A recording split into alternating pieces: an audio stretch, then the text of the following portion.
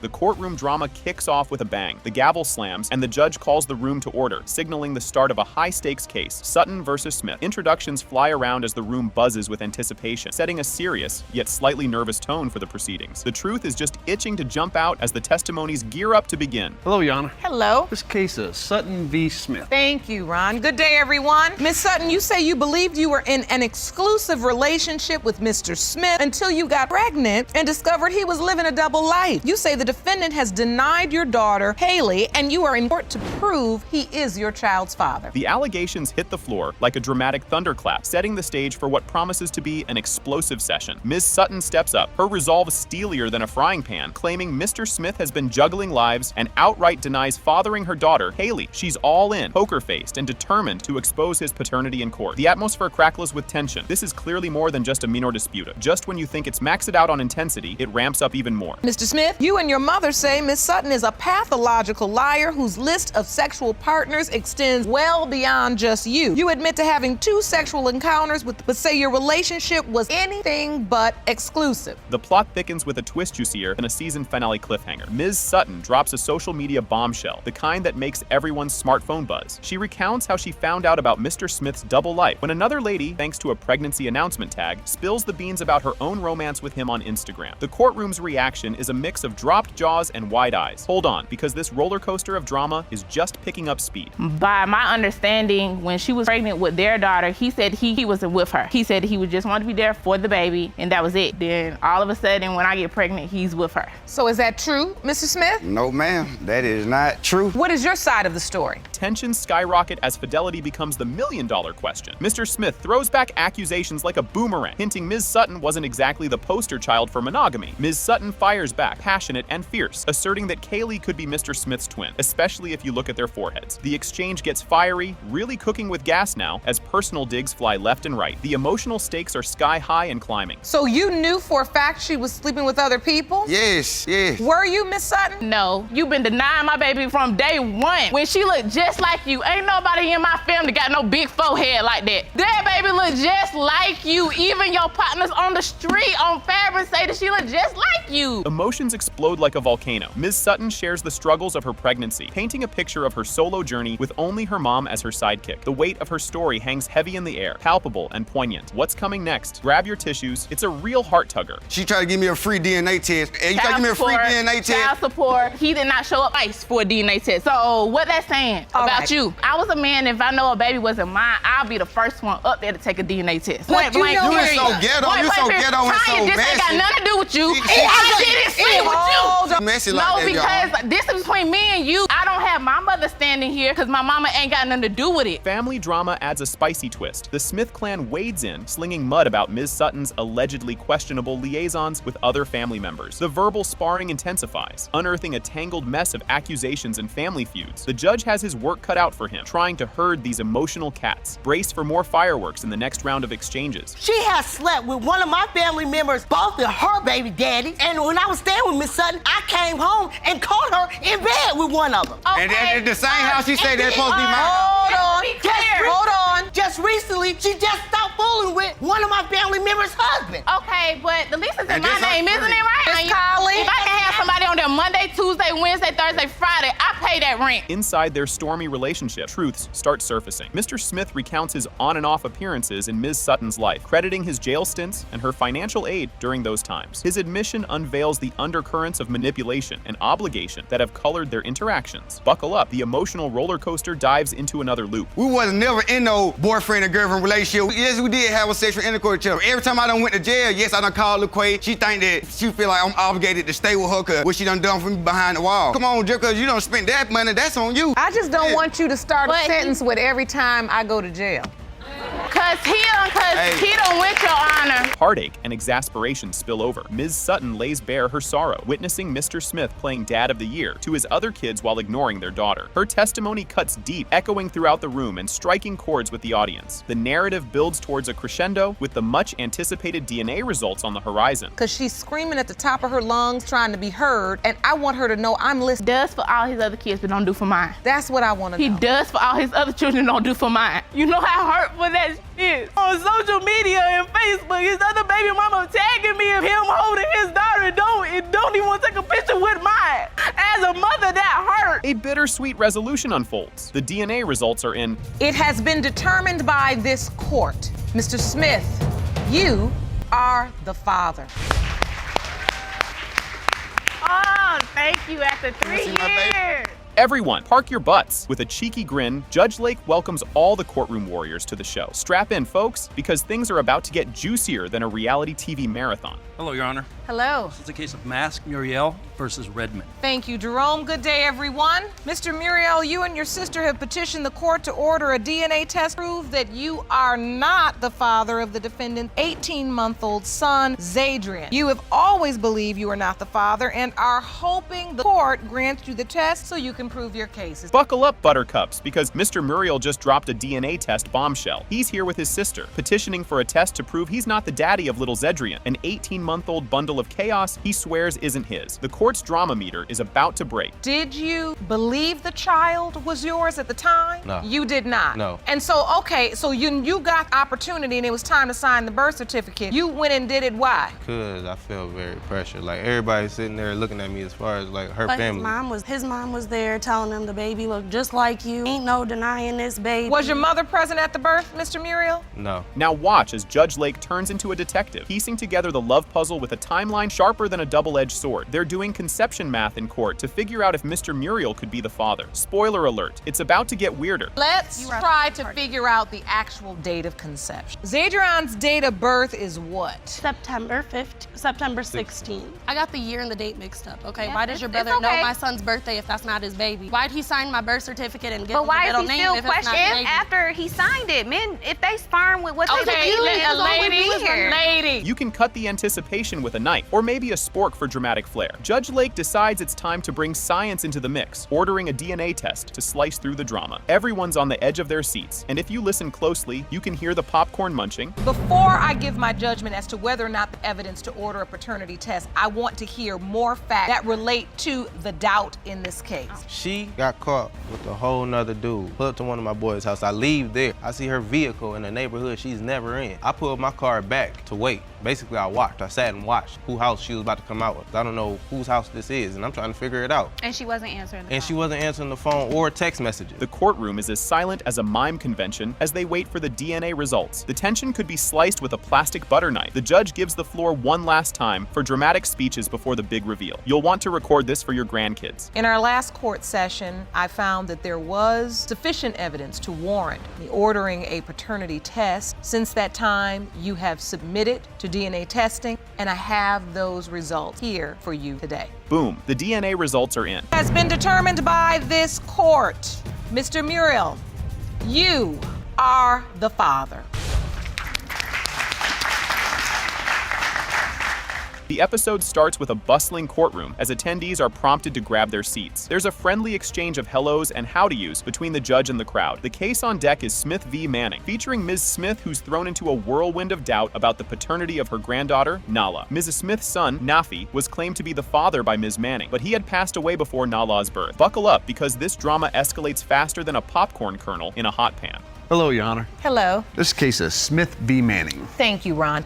Good day, everyone. Ms. Smith, you and your daughter say 6 weeks after your son, Nafi, was killed, the defendant popped up and claimed she was pregnant with his baby. What follows is a roller coaster of emotions. As we dive into a family's heart-wrenching saga, Ms. Smith lays it all out about the bombshell news of her son possibly being a dad, which popped up only after he was gone. She recounts how her daughter got the scoop from Ms. Manning about the unexpected pregnancy. Despite swirling doubts, Ms. Smith, fueled by a mix of duty and a flicker of hope, sought out the truth, hoping her son might have left a piece of himself behind. Strap in as we delve into the emotional whirlwind post-Nafi's demise. Your daughter is concerned the defendant is using you for money and says the DNA will prove the baby is not your granddaughter. Ms. Manning, you Your state Nafi Smith is 100% your daughter's father and say today's results will prove your case and clear your name. Hold on to your hats, because this next revelation is a jaw-dropper. The judge and Ms. Smith delve into the tragic twist of fate that led to Nafi's untimely death. He was just out to snag some soda and ended up shot. This crushing event has Ms. Smith wrestling with guilt, blaming herself for having sent him out that fateful evening. Her recount of the event is a deep dive into her ocean of grief and guilt. The emotional intensity of this case is just starting to bubble up. How did you find out your son might be the father? I found out from my daughter. We were going out and she told me that Miss Manning called her and told her that she was possibly pregnant with my son's child. And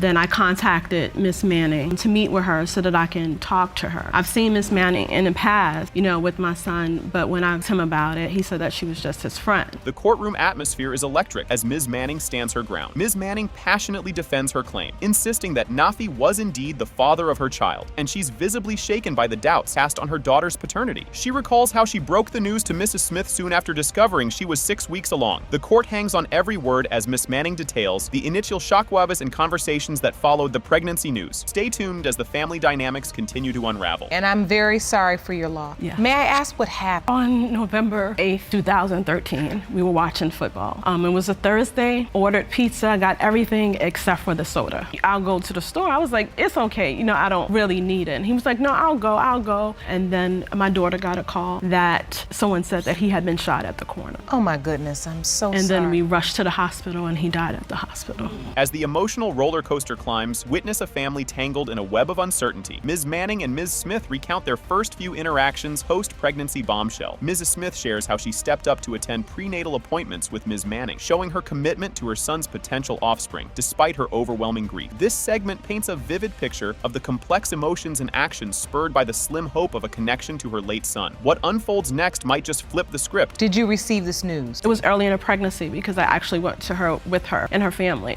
to the first appointment. You did? Yes, ma'am. So it felt like this was true? It's a possibility. Live my life on regrets. I wanted to make sure that I was there because I was still grieving the death of my son. Absolutely. So any glimmer of hope that a child possibly was his child, I wanted to make sure I was there for that person. You won't believe how tensions skyrocket in the courtroom. Sparks fly as Mrs. Smith's daughter, Nalea, voices her stark skepticism about Ms. Manning's claims, fueled by past fibs and Ms. Manning's sketchy history with men, including her brother. Nalea's protective instincts and doubts are palpable, underscoring the family's strife and mistrust. Brace yourself. The next testimony could be a total game changer. I found out I was 6 weeks pregnant when I was in Job Corps, and as soon as I found out, I called Mrs. Smith to let her know. Then I called my mother. And once you called Miss Smith, did she receive the news well? The response I had got was, Mrs. Caesar is pregnant as well. And my response was, oh, okay. Mrs. Caesar was another woman he was dating? Yes. The plot thickens as the court is hit with bombshell testimonies. Another woman, Mrs. Caesar, who also had ties with Nafi and shares a child with him, steps into the fray. This revelation adds layers to the story, revealing Nafi's tangled web of relationships and offspring. The courtroom is abuzz with whispers and gasps as this complicated picture of Nafi's love life comes into clearer focus. Keep your eyes peeled. The surprises aren't over yet. Called me and said, well, it's a possibility that I'm pregnant by your brother. And I asked her, I said, are you sure? Because my brother never mentioned anything about her being pregnant. He only mentioned about Miss Caesar. I had doubts. This is not her first time. She also lied and said she was pregnant before. I would say I'm the one that has the strong doubt that this is his child. The atmosphere is charged with anticipation as the court awaits the DNA results. The paternity puzzle has everyone on the edge of their seats, with both parties desperate for some clarity. For Ms. Smith, the stakes are sky high as Nala represents a potential link to her dearly departed son. The upcoming DNA results promise to drop jaws and maybe even break hearts. There still is a possibility that it could be here. And my intention is not to hurt Miss Manning. I just need Miss Manning to know. Me and my brother, we had a strong bond. So he told me everything. Some things he couldn't tell my mother, but he told me. And I really feel like Miss Manning is like taking advantage of my mother, just based on, I feel like my mother was vulnerable. I felt like my mother was hurt. The climax approaches with everyone holding their breath. The episode reaches its peak when the DNA test results are revealed. This court has determined Miss Smith is not related to Nala Manning Smith. Then who could it be then? Because I was the only guy I was dealing with. Then who could it be? Can I leave? Just take a deep breath. The episode blasts off with the court officer rallying everyone. Take your seats, folks. This circus is about to start. You won't believe the roller coaster ahead. You may be seated. Hello, Your Honor. Hello. This is a case of Sism v. Riley and Taylor. Thank you, Ron. Good day, everyone. What stands before me is a case of babies having babies. Teenager. This is upsetting. From the get-go, the vibe is intense. Judge Lake, with all the solemnity of a seasoned soap opera star, kicks things off with the case of Sism v. Riley and Taylor and describes it as babies having babies. Yep, it's teen drama meets courtroom saga. Buckle up, because the drama is just heating up. Miss Sism, you and your teenage daughter, Destiny, are here to prove that Anthony Taylor is the father of your daughter's 8-year-old son, Osiris. Ms. Riley, you stand before me claiming that you are 100% positive your son is not the child's father and have insisted on a DNA test from the moment heard Miss Sism was pregnant. Emotions hit the roof right from the start. The plaintiff, Ms. Sism, storms into the scene, determined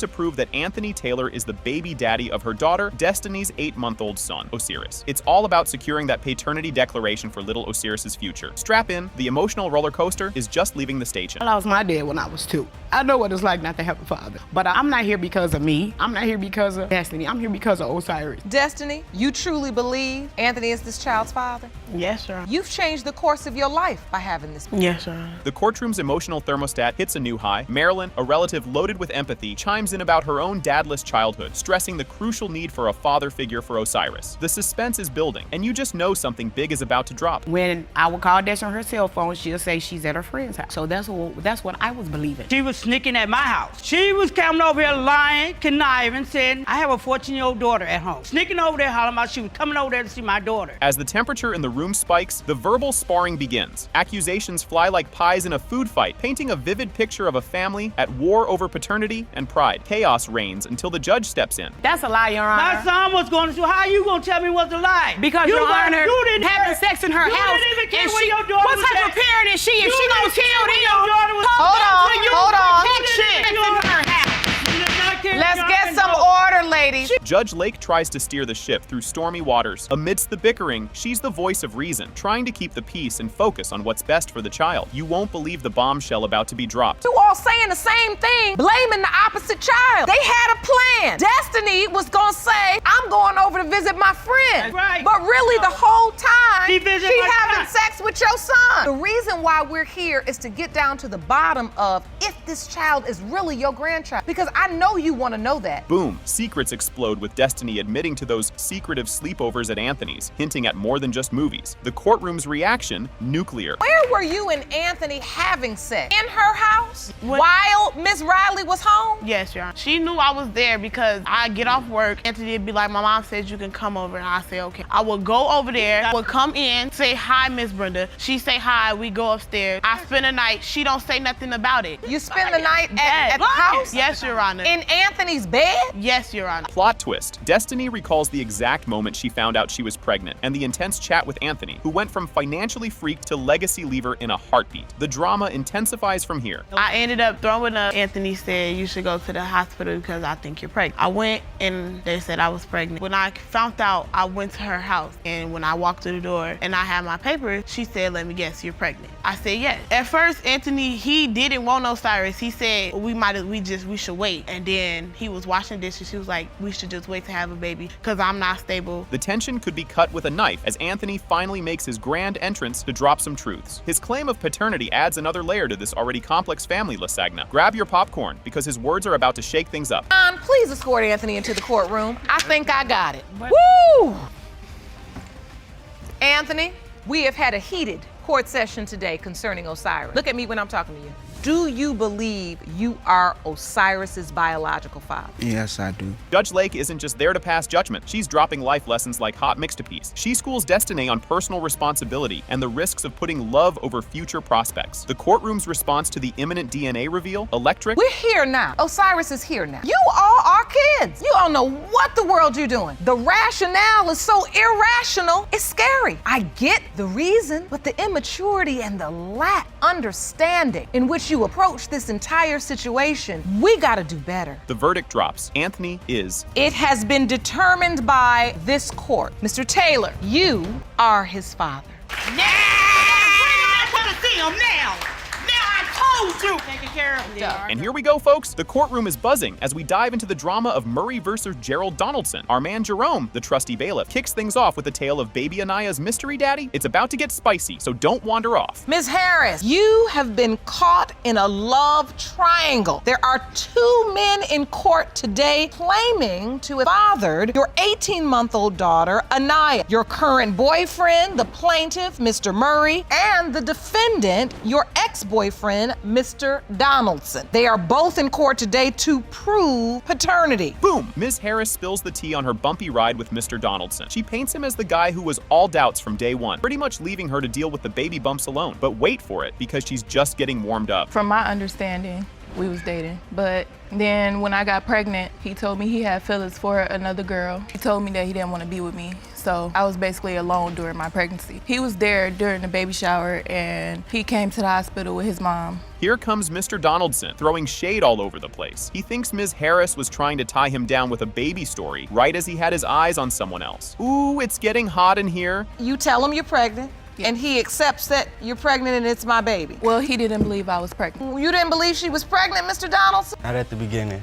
Why'd you feel like she was lying? She was trying to ruin the relationship that I had. Oh, you feel like she was trying to hang on to you by claiming that she was pregnant because you told her you were in love with somebody else. Hang on tight. Mr. Donaldson is riding the baby decision roller coaster like it's his job. Ms. Harris spills the beans on how it took a belly you couldn't miss for him to finally get the hint. Keep your eyes peeled, because this baby daddy saga is twisting and turning like a pretzel. And so you say at some point he did accept that the baby was his? He had to when he seen that my belly was big. Oh, because you saying at first he didn't even believe it, so then when your stomach started growing. No, he brought me a pregnancy test. Oh, he did? All right. So you brought her a pregnancy test and said, prove it. Yeah. By that time, it was too late. She was like big. I hadn't seen her in so long.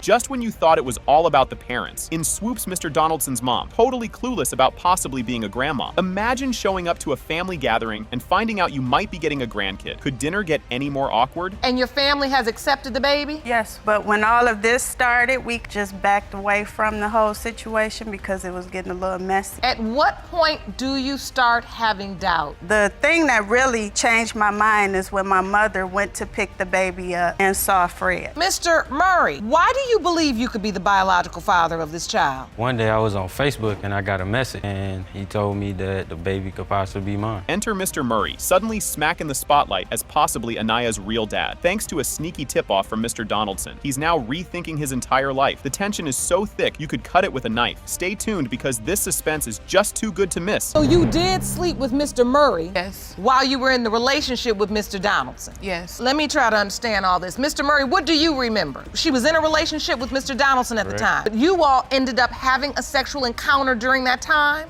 Yes. But you say you used protection. You say you did not. Okay, that's how we get a paternity issue. Switch gears to detective mode. The courtroom's now a crime scene for love, as everyone tries to piece together dates and flirty texts to nail down when exactly Anaya made her grand entrance plan. It's a tangled web of who kissed whom and when. Don't blink or you'll miss a clue. Do you remember when you were intimate with Mr. Donaldson? The beginning of January, beginning of February, and the end of February, and then stopped. So the beginning of January, around here, the beginning of February with Mr. Donaldson? You said the end of February too? Yes, I did. All right, so the end of February. Now, prepare for a serious heart tug. Through all the chaos, Mr. Murray proves he's not just any guy. He's stepped up as a father figure for Anaya, showing her the ropes and being there, no matter the gossip. The emotional meter's about to explode. Grab your tissues. This one's going to hit you right in the feels. Who's in her life as father? Who does she bond with as father? Mr. Murray. Mr. Murray. She looks to him like he's her father because he's been there ever since she was 3 months. And so what was it that made you decide to be a part of the baby's life, Mr. Murray? At that point in time, she was in like a down position, so I just took her and her in. I take care of both of them. And now, the moment of truth. The judge is ready to drop those DNA results. It has been determined by this court. Mr. Murray, you are not the father. That's okay. That's still your baby.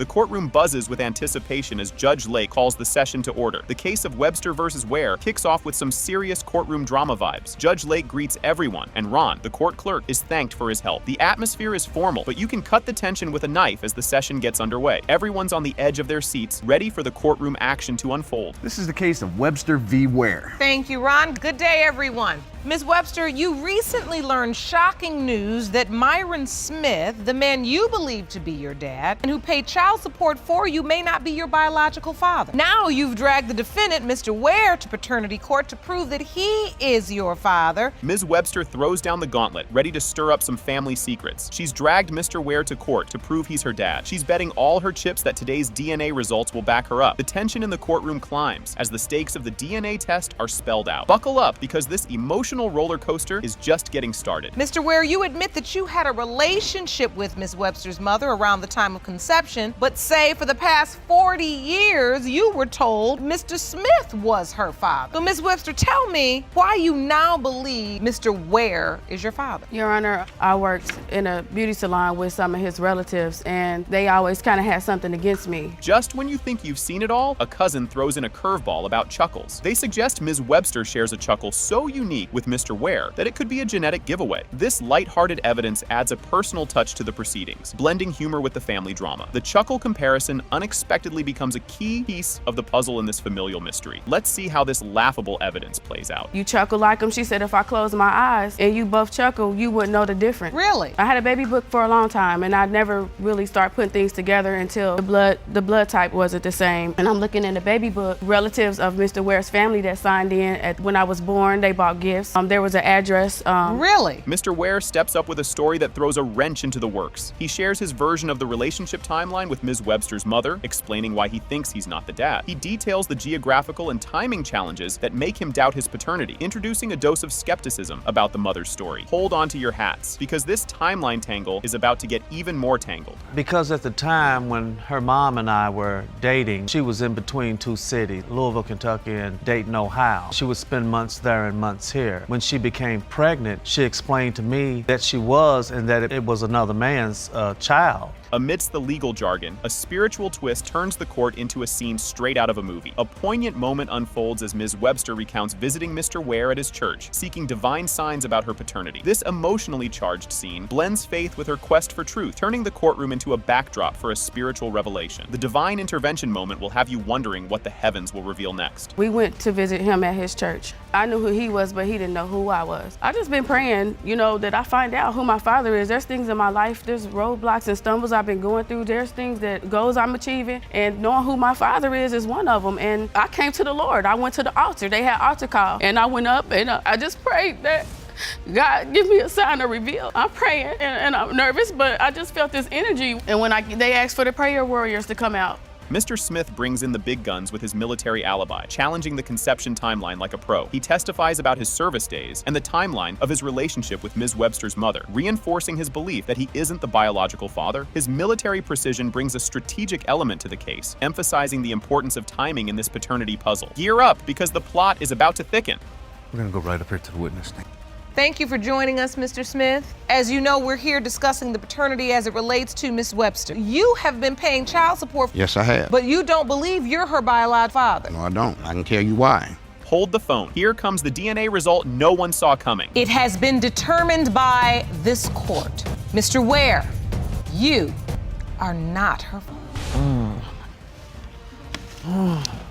The courtroom drama kicks off with a bang. The episode opens with greetings and the announcement of the case, Martin versus Pinner. The court is introduced to the participants, and the nature of the paternity dispute is briefly outlined. Everyone's on the edge of their seats already, and trust me, you'll want to buckle up for this ride. Hello, Your Honor. Hello. This is the case of Martin versus Pinner. Thank you, Jerome. Good day, everyone. Ms. Martin, you admit to making a huge mistake around the time you conceived your daughter, Royal Blue. Yes, Your Honor. You claim that one moment of weakness will cost cost you your fiance if you cannot prove today that he fathered your child. The tension is thick enough to cut with a knife. Ms. Martin explains that her relationship with Mr. Pinner is hanging by a thread due to doubts about the paternity of their daughter, Royal Blue. Mr. Pinner expresses his love for the child, but indicates he will leave if the DNA test is negative. The stakes are sky high, and this emotional roller coaster is just getting started. Mr. Pinner, you say you love Royal Blue and want her to be yours, but you already have 1 foot outdoor and will leave Ms. Martin if today's paternity results are negative. Ms. Martin, talk to me about the status of your relationship right now. What's going on? Just when you thought it couldn't get more tangled, a massive misunderstanding is revealed where Mr. Pinner accuses Ms. Martin of only telling him about her infidelity after she discovered her pregnancy a month later, which Ms. Martin vehemently denies, claiming she told him the very next day. The plot thickens, and the next revelation will have you reeling. After she found out that she was pregnant a month later, she said, well, I have something to tell you. I had sex with somebody, I had a party, and I woke up, I don't know if I had unprotected sex or not. And I don't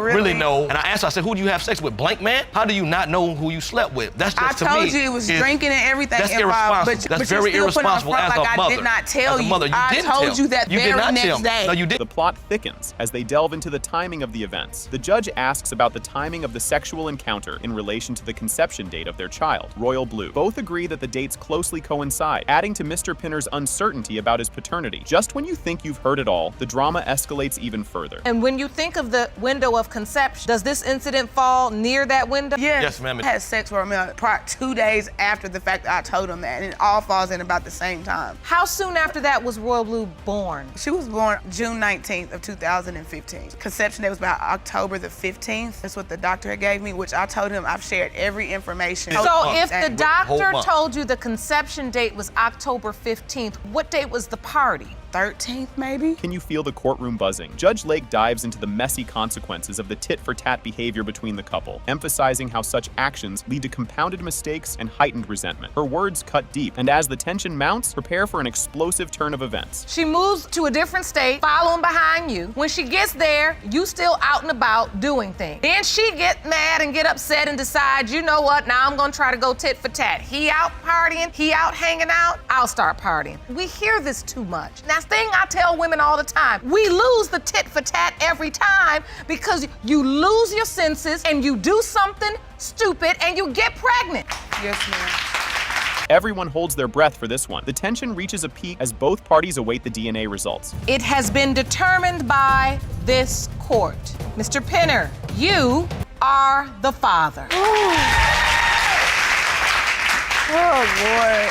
Hold on to your hats because we're just getting started in the courtroom. The judge lays down the law with a "you may be seated," and bam, we're off. The Boomin versus Boomin showdown is on the agenda, and it promises to be nothing short of a circus. So fasten your seatbelts. Ms. Bowman, you've dragged your daughter, Kalina, to court to save your relationship. You admit after years of deception and confusion, you now must prove to her that her actual biological father is Mr. James Stewart, who passed away 18 years ago. Ms. Kalina Bowman, you say your mother's paternity lies have jeopardized your relationship, and you don't believe her latest claim that Mr. Stewart is your father. Yes, Your Honor. Angela kicks things off by spilling the beans on her love life saga. Picture this, a love triangle with Mr. Stewart and Mr. Watson, complete with heartbreaks, backstabs, and a baby mystery that could rival any daytime drama. The details are as twisted as a roller coaster. Can the court straighten this mess out? Stay tuned. I used to be real close to her, and now it feels like I've literally tore it completely apart. I need to prove to her that her father is James Stewart. You say over the years you've lied to her. I've told her that Mr. Watson was her father. Explain. It all started when she was little. When I first met Mr. Stewart, I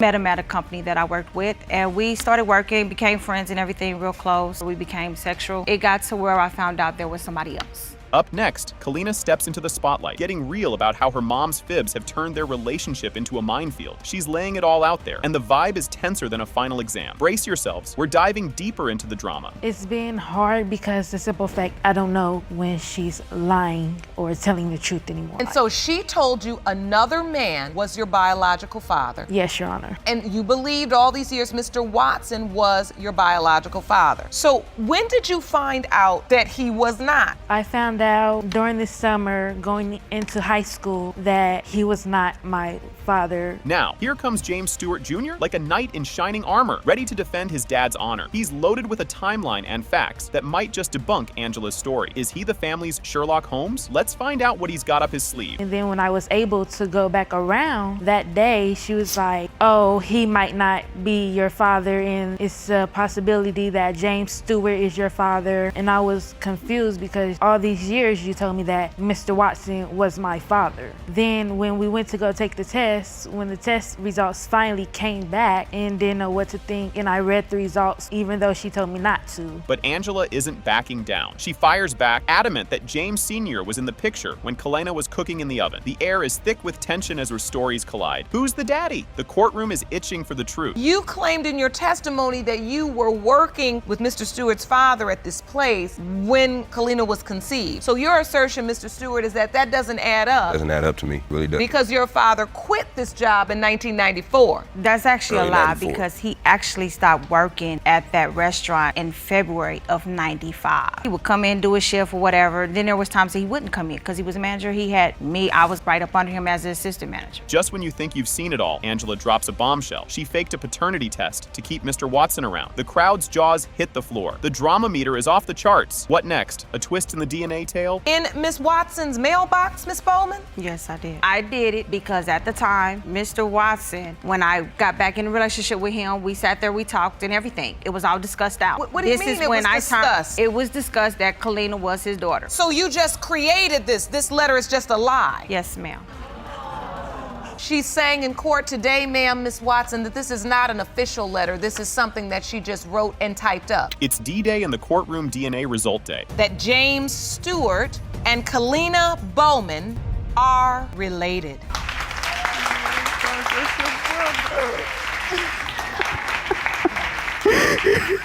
Everyone is instructed to take a seat as the session starts. It's the case of McKinney versus Brown, and it's already shaping up to be a doozy. Ms. McKinney is here to drop a truth bomb on her husband about their 11-month-old daughter, Amaru. Buckle up, because this is just the tip of the iceberg. Hello, Your Honor. Hello. This is the case of McKinney versus Brown. Thank you, Jerome. Good day, everyone. Ms. McKinney, you are here to prove to your husband that he fathered your 11-month-old daughter, Amira. You testify that his paternity denial tearing you apart. The plot thickens dramatically here. Mr. Brown drops a bombshell with his strong doubts about being Amira's father, pointing to a scandalous sex tape of his wife with another man as Exhibit A. He's adamant about proving this mystery man is the real dad. The courtroom's about to meet this infamous other man, so grab your popcorn, folks. After finding a sex tape of your wife with another man, you now intend to prove he fathered Amira. We'll meet that man in a moment, but first, Ms. McKinney, tell us why this court date is so important to you. He's denying the fact that that's his daughter, and it's not about look, it's about DNA. And I'm here today to prove and show that he is the father of Amira Brown. And I can see that you are really hurting right now. Here comes a twist in the tale. Ms. McKinney spills the beans on the origins of the sex tape, revealing that she and Mr. Brown were playing the on-again, off-again game at the time. She met the other guy, Mr. Fowler, on a dating site, and things escalated to an in-person meeting. Strap in, because the roller coaster is just getting started. At the time, me and Mr. Brown was off and on. How did you meet the other man? I met him on a dating website.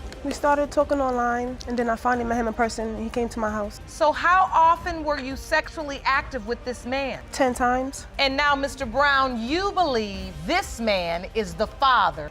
I think we need to meet that man. Jerome, can you please escort our witness into the courtroom? Just when you thought it couldn't get more tangled, Mr. Fowler discusses the timeline of their relationship and the bombshell pregnancy announcement in 2017. Despite their affair lasting through 2016, he's baffled by the timing of the pregnancy. Keep your eyes peeled, because the truth is stranger than fiction, and it's about to unfold. What did she tell you exactly? That she's pregnant and she's ready to give birth. So who did she say the father was? She didn't tell me I nothing. said it was complicated. Believe it was complicated because, like I said, I was back and forth with him and him. That sex back tape and forth. was April 9th, and Amira was born April 9th.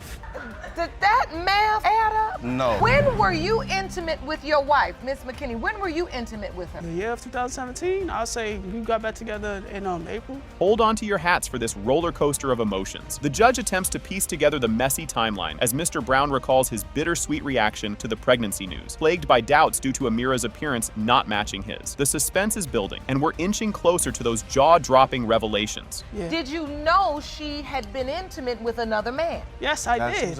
Because you had seen him? Yes. So now take me to the birth. When Amira was born, where were you? Were you there? I was present. And did you sign the birth certificate? No, I did not. I refused to let him sign it. I said no because Amira didn't look like me. That's why I said that too. It's the moment of truth everyone's been waiting for. The DNA results are in, and the courtroom holds its breath. Drum roll, please. Mr. Fowler is not the father of little Amira. There's a collective sigh of relief from one corner, but the mystery deepens. Fasten your seatbelt, because there's another curveball coming right up. It has been determined by this court. Mr. Fowler, you are not the father. Thank you.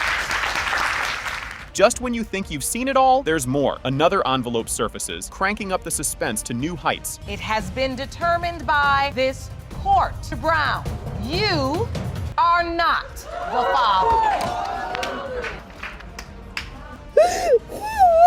Jerome Helper. Jerome Helper.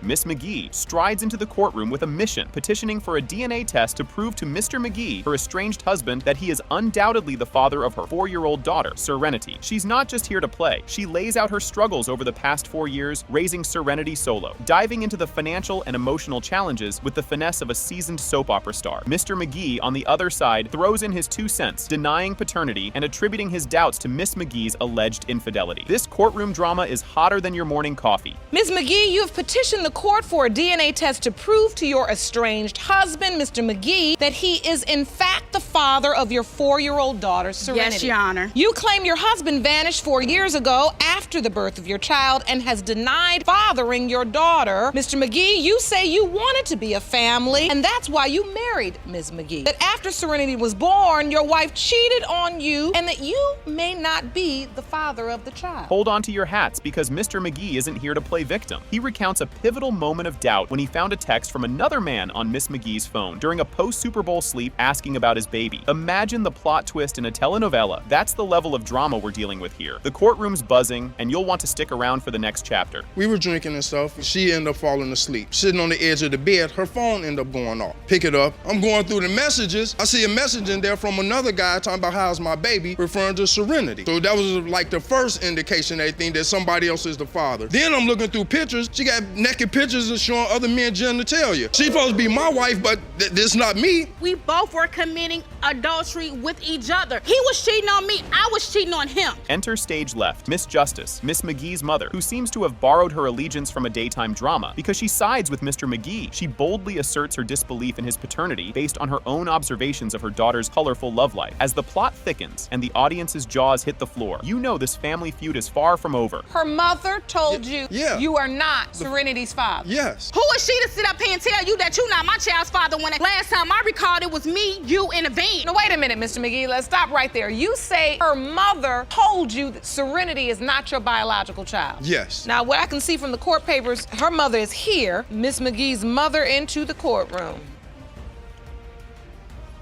Miss Justice digs her heels in deeper, elaborating on her disbelief in Mr. McGee's paternity by outlining her daughter's promiscuous escapades and the mismatched conception timeline. She paints a picture of disappointment and concern, a regular matriarch in distress, all while defending the values she tried to instill. The emotional fireworks aren't stopping anytime soon, so keep your eyes peeled. No, my daughter was out there. I was out there. Yes, she Excuse me? Let's be respectful. Excuse me? Let's be respectful. Was I a slut when you married me? Was I a slut when you slept with me? Yes. You say you don't believe Mr. McGee is your grandchild's biological father because... Your Honor, they were in and out of relationship, and my daughter was just out there. We have a relationship, and she talked to me. Just when you think you've seen it all, the plot twists again with the introduction of Mr. Coley, Miss McGee's current beau and knight in shining armor, stepping up as Serenity's pseudo-dad. Miss McGee admits to their unprotected rendezvous during the conception window, throwing another potential daddy into the mix. The saga continues, and trust me, you don't want to miss what happens next. Believe that it's my daughter's future fiance is the father of my granddaughter. Are you kidding me right now? That's what I believe. Fiance? How you be married with a fiance? She actually said future fiance. That means that they're already in a relationship. Yes, we are, and I've been in a relationship with him for the last 4 years. So... Hear me out. He stepped up and helped me take care of my child while this one left us both. So of course I'm gonna move on with my life. I'm not gonna sit up there and keep being bitter. That little girl means more to to me than anything. And that's why he stepped up.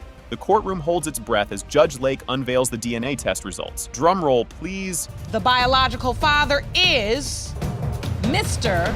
How you feel now? Bet you feel stupid now, don't you? Ms. McGee. You missed all them years. Ms. McGee, let's be respectful. As everyone takes their seats, the atmosphere in the courtroom is electric, like the calm before a storm. The court session begins as the judge instructs everyone to be seated. You may be seated. Hello, Your Honor. Hello. This is a case of McGreer versus Wade. Thank you, Jerome. Good day, everyone. Mr. McGreer, you say that a summer affair you had 20 years ago resulted in the birth of the defendant, Amia Wade. Mr. McGreer steps up with a story straight out of a summer romance novel. He presents his claim that a summer affair 20 years ago resulted in the birth of the defendant, Amia Wade. He expresses his intention to prove his paternity. Strap in, folks. It sounds like we're in for quite the tale. You most certainly are her biological father, and you intend to prove that today. Is that correct? Yes, Your Honor. Ms. Wade, you say you were always told by your mother that Mr. McGreer is your dad, but claim that as a child you discovered information which leads you to believe another man is your father. With a mix of hope and skepticism, Ms. Wade shares her version of the story. She shares her doubts about Mr. McGreer's paternity, influenced by discovering conflicting information as a child. This plot thickens faster than a pot of courtroom coffee. Stay tuned for what's next. Why is it so important now that you prove to Ms. Wade that you are her biological father? You know, I'm doing this because I love her, and I really want her to know. I really apologize for the times that I wasn't there and couldn't be the dad that I really wanted to be. I don't believe that you're my father. I don't want you to be my father. Ms. Wade drops a bombshell that sends ripples through the courtroom. She vehemently denies Mr. McGreer's paternity and expresses her hurt over his inconsistent presence. If you thought that was intense, just wait for the judge's reaction coming up. He just was never there as a father. He popped in and out of my life over the years. Were you in and out of her life, sir? Yes. My lifestyle didn't permit me to be the father that I wanted to be or needed to be at that time, just to be with her as a dad. I missed a lot of her life. You know, that really bothered me the same way that I couldn't be in her life like I really needed to be. Are very angry about that, Ms. Wade. Yes, Your Honor, I am. Ms. Wade brings the feels with some heavy childhood memories. She recounts the emotional impact of her father's absence during significant childhood moments, such as father-daughter dances. Grab your tissues. This emotional roller coaster isn't slowing down yet. Where everybody else had their father, why can't I have mine? Even at 20 years old, those are still memories you carry with you. Yes, Your Honor. Let's look at them days when I wasn't there. I'm in one state, you're in another state. It doesn't matter. If you really thought that you was my father, you would have made a way to be there. No matter what you went through, you was never there. And then you want to come in and out of my life 5 years at a time. You want to come in my life when I'm 19 and try to be a dad. It's not gonna work like that. Time seems to stretch as the past is laid bare. A time lapse in their relationship is highlighted, showing gaps of several years between Mr. McGreer's visits to Amia. Just when you think it can't get more heartfelt, the next testimony gives it a run for its money. Another 6, 7 years? My lifestyle didn't permit me to be the father that I wanted to be. You still should have been there. It I doesn't understand. matter. I understand how you feel. No, you don't. Oh, I understand how you feel. No, you don't. Because if you did, you would have made an effort to be there no matter what. It does not matter. You should have been the father. At the end of the day, you should have been a father. I'm still your dad. No, you're not. Ms. Wade digs deep, revealing the wounds left by absence. She discusses the emotional pain and confusion caused by the absence of a consistent father figure and her subsequent attachment to another man who treated her as his daughter. The courtroom drama is real, and there's more heart-tugging ahead. When Mia was sent to me by her mom, be there for her, when she came to stay with me for them couple of weeks, and I didn't deny that. I didn't say, no, don't send her. That's not my daughter, none of that. I just said, yeah, of course, because that's another bond that I can get with her. No, Your Honor. My mother said your dad want to spend some time with you. I'm going to send you for a weekend, which was probably 3 to 4 days. And yes, we made a bond. Yes, we talked.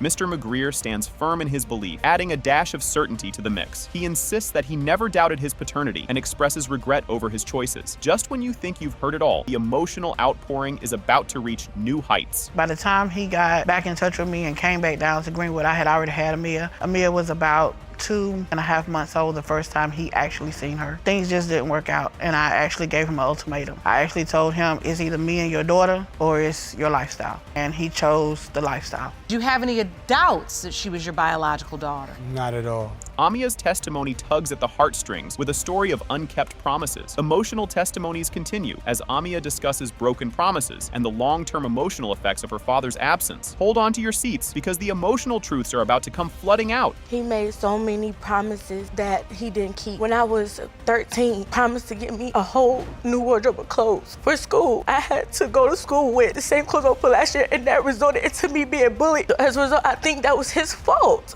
There were times where little things like the bookmobile came around. I wanted a book called My Dad for $10, didn't get it. You're not so bad of a person. Like, you could have done it. Enter the mysterious father figure, thickening the plot. Ms. Wade reveals another man has been a consistent father figure to her, challenging Mr. McGreer's claims further. The courtroom is buzzing with anticipation. Will the real father please stand up? He would just come around and speak to me, give me a little change, like carry pocket full of change. He said that he could be my father, and that's when he automatically introduced me to like 6 of his other kids. And after that, I spent more time with them. He's been taking care of me ever since that age. He has been there for my prom days. He spent time with me and his other children. He spent quality time. Do you know the gentleman she's talking about, Ms. Wade? That's the guy I tried to have a relationship with after Mr. McGreer and I split up. The courtroom is a battlefield of emotions as the judge navigates the complex family dynamics. The court discusses the conflicting paternal claims and the emotional impact on Amia, highlighting her feelings of abandonment. Brace yourselves, the DNA results are just around the corner. It has been determined by this court. Mr. McGreer, you are not the father. I'm so sorry. The episode kicks off with a formal but somewhat quirky greeting session. The judge briskly swings into action, introducing the case Boyd v. Henderson with a bit of flair courtesy of the bailiff Jerome. As formalities are exchanged, Ms. Boyd steps up, claiming Mr. Henderson's denial of paternity has thrown their daughter's emotional state into a blender, setting the tone for what promises to be a courtroom roller coaster. Ms. Boyd, you say the defendant's paternity denial destroyed your daughter's childhood and has caused emotional distress. You are here asking this court to order a paternity test prove that Mr. Henderson is Regina's father. Mr. Henderson, you say there is no need for a DNA test because it is impossible that you are Regina's dad. The plot thickens as Ms. Boyd and Mr. Henderson give wildly different accounts of their alleged romantic encounter. Henderson claims it was all a blur thanks to his inebriated state, while Boyd insists it led to her pregnancy. A revelation so brief she thought it was impossible. As everyone braces themselves, you can't help but wonder what curveball will be thrown next in this paternity puzzle. She said it was quick. We didn't have sex. She came into the room, and when she took off her clothes, not now. I was too blitzed. I was high. She took off her clothes, and then when I took off my clothes, that was it. It was over. And then she said, what's wrong with you? I said, I'm done. Yeah, I said, what's wrong with you? Because it happened so fast. She said, that's what I didn't even know what was going on. Because, Your Honor, I was parents. I shouldn't have been doing it in the first place. I was young. But you just said you was having sex with other dudes. Just when you thought it couldn't get more tangled, Ms. Boyd drops another bombshell. Upon finding out she was pregnant, she initially thought another guy was the dad due to their concurrent fling. Meanwhile, Henderson decides this is the perfect time to claim paternity, confronting Boyd right by the newborn-themed mailboxes. Strap in as the tale takes another twist, leading us to an awkward mailbox showdown. First of all, I didn't think it was his baby because I was with somebody else at the time. So when I did find out I was pregnant, that's why I didn't think it was his. That's what I mean by I wasn't experienced because it happened so fast. I didn't know I could have been pregnant by him. Were you using protection with that person? No. When you got pregnant, did you tell that other man that he could be the biological father of your daughter? That's why I thought he was the father. Fast forward a few years, and Mr. Henderson slides into Regina's Facebook DMs with a "I'm your daddy" message that could easily be mistaken for a bad chat-up line. This bizarre attempt at reconnection throws Regina for a loop, leading to a series of awkward father-daughter hangouts that don't quite click outside their scheduled visits. Just when you think it's all calming down, the social media saga adds a whole new layer of cringe to the proceedings. Mr. Henderson contacted me on Facebook saying, "I'm your daddy." And then I'm like, is he trying to talk to me? Because he had his cat daddy blue suit on. And I'm like, then he went on and said, "I used to date your mom." I'm like, oh, okay. My mom was in the room at that moment. So I asked her about Mr. Henderson. She said she forgot all about Mr. Henderson. And then from there, me and Mr. Henderson exchanged numbers. The judge, probably as baffled as the rest of us by now, decides it's time to cut through the chaos with some science, ordering a DNA test to finally get to the bottom of this familial fiasco. With the evidence piling up and the testimonies more twisted than a daytime soap opera, the courtroom holds its breath for the DNA results that promise to bring some sanity back to the saga. I've heard enough. Your actions do not match your assertion. And for that reason, I'm ordering a DNA test. I want you to submit to the DNA testing and return to this courtroom for the results. Okay. All right. Court is adjourned. All right. In a climax that feels more like a season finale, the DNA results are revealed. It has been determined by this court. Mr. Henderson, you are her father. Whoa.